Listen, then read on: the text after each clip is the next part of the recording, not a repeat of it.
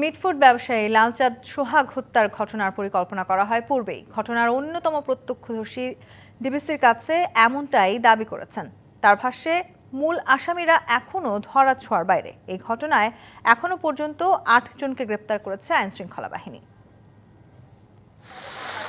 গেল ৯ জুলাই মিটফোর্ড হাসপাতালের ৩ নম্বর এই গেটেই নৃশংস খুন হয় লালচাঁদ সোহাগ। হত্যার আগে নিজ অফিস থেকে টেনে হিচড়ে নিয়ে যাওয়া হয় সোহাগকে। এই মৃত্যু মব নয়, ছিল পূর্ব পরিকল্পিত, এমনটাই বলছেন ঘটনার অন্যতম প্রত্যক্ষদর্শী। ঘটনা শুরু তো বুধবার থেকে না, ঘটনা শুরু হচ্ছে আপনার ৭ তারিখ থেকে। ঘটনা তো ৯ তারিখের।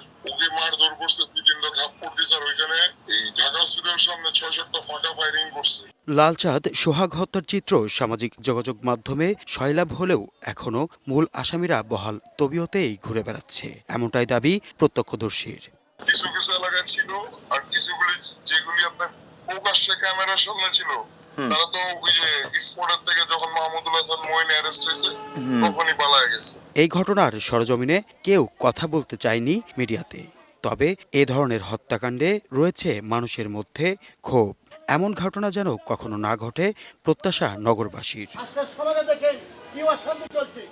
এদিকে স্বজন হারানোর শোকে পাথর নিহত সোহাগের বোন। সরকারের কাছে সর্বোচ্চ বিচার প্রার্থনা করেন তিনি। ভিতরটা যে কি হয়ে যাচ্ছে, আমার ছোট ভাই, আমার ভাইয়ের খুনিরা ধরা পড়তে তাদের আমি ফাঁসি চাই।